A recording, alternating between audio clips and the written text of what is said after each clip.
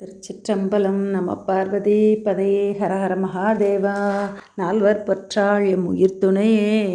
குருவர்களின் திருவர்களின் திருவடிகளை வணங்கி நிற்கின்றேன். இன்னைக்கு நம்ம பார்க்குறது 2ஆம் திருமுறை 63வது பதிகம். திரு அரிசிற்கரைப்புத்தூர். திரு அரிசிற்கரைப்புத்தூர் கும்பகோணத்துக்கு அருகில் இருக்கின்றது. இறைவர் திரு சொர்ணபுரீஸ்வரர் படிக்காசு வைத்த பரமர். இறைவி அருள்மிகு சௌந்தரநாயகி.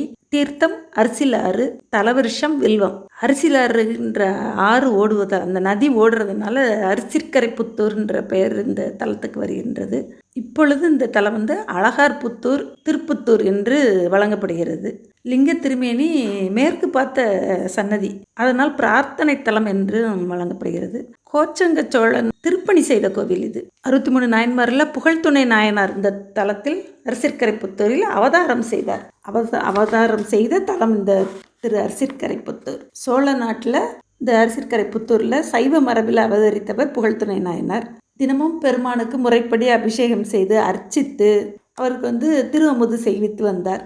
வறுமையில் உணவின்றி உடலெல்லாம் மெலிந்து இருக்கும்போதும் விடாது அந்த பூசணையை செய்து பெருமானுக்கு அபிஷேகம் செய்து திருமுழு காட்டி போற்றி திரு அமுது செய்துட்டே இருக்காரு.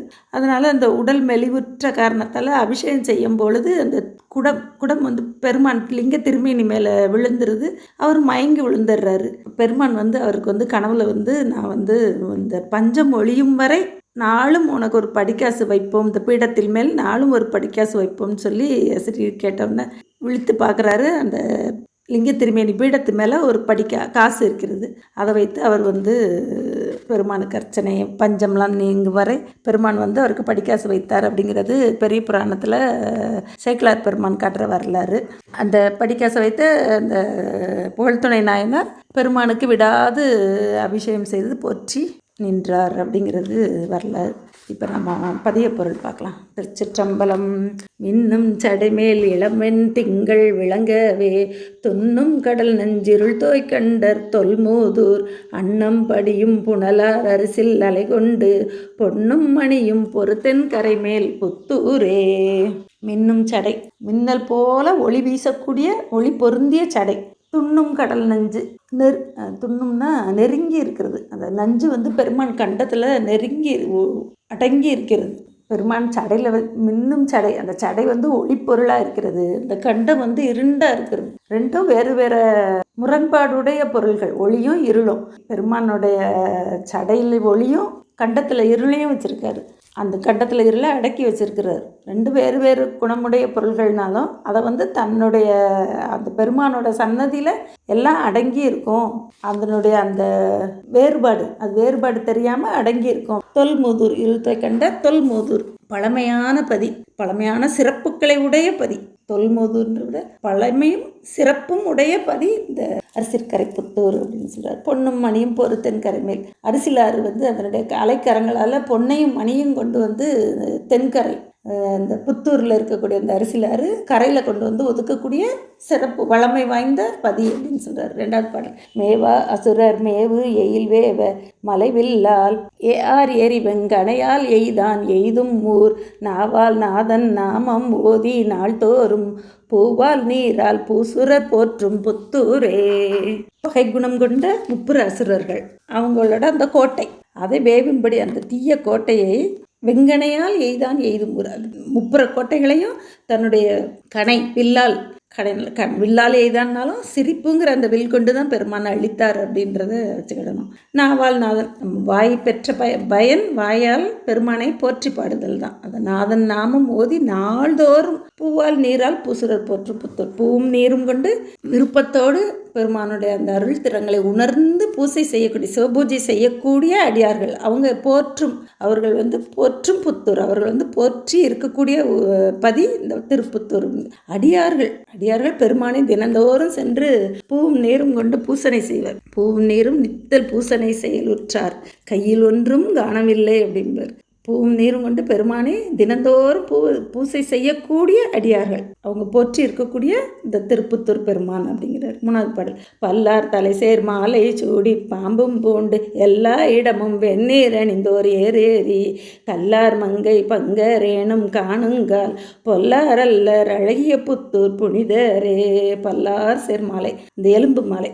ஒவ்வொரு ஊழிக்காலம் முடியும் போதும் இந்த தேவர்களோட தலை எலும்பு மாலை, இந்த திருமால் பிரம்மாங்கிற தேவர்களோட தலையை ஓட்டை மாலையாக கூடக்கூடிய பெருமான், சூடக்கூடிய பெருமான். பாம்பு அரவம் பூண்டு எல்லா இடமும் வெந்நீர் அணிந்து, எல்லா இடங்களிலும் இந்த உலகமெல்லாம் ஒடுங்கின பிறகு வெந்நீற்றை உலகம் உடம்பு முழுவதும் அணிந்து விடையேறி வரக்கூடிய கல்லார் மங்கை, இந்த இமயமலை மலையத்துவசன் மகளாகிய அழகாம்பிகை, அந்த அம்மையை பாகமாக கொண்ட பெருமான். பொல்லார் அல்ல, அவர் அவருடைய காட்சியை பார்த்து இப்படி பாம்பு பூண்டு எல்லா இடமும் அணிந்திருக்கிறாருன்னு அது பொல்லார் அல்லர். ஒரு நல்ல ஆசிரியர் மாணவனை நல்ல உயர்ந்த நிலையை அந்த மாணவன் அடையணும்னு தண்டித்து அவன் நல்ல உயர் பதவிக்கு வந்த பிறகு அந்த மாணவன் அந்த நல்லாசிரியரை தண்டனை கொடுத்ததே கருணையாக தான் நினைப்பான். அந்த நம்ம உயர்நிலை வந்ததற்கு அந்த ஆசிரியருக்கு நன்றி பாராட்ட வேணே தவிர அந்த ஆசிரியர் மேலே கோபம் கொள்ள மாட்டான்.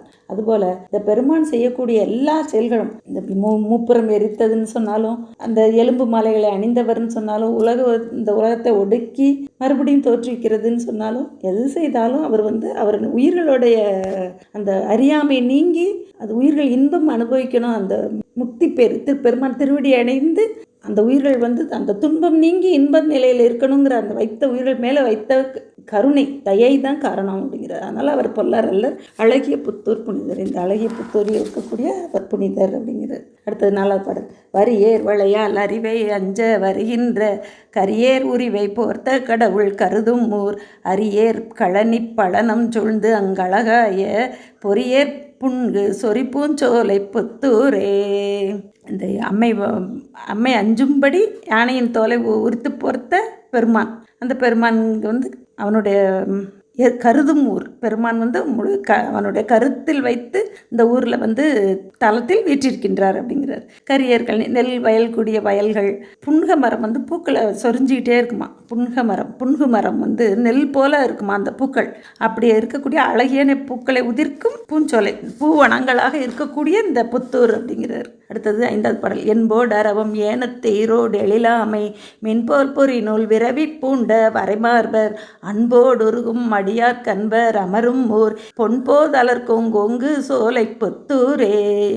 எலும்பு மாலை ஏனம்னா பன்றியோட கொம்பு, ஆமையோட ஓடு, இதெல்லாம் அதோட முப்புரி நூலும் புரிந்த அழகான அந்த மார்பை உடைய பெருமான். மார்பில் இத்தனை அணிஞ்சிருக்காராம். என்பு மாலை, பன்றி, ஏனக்கொம்பு, ஆமை ஓடு, முப்புரி நூல்.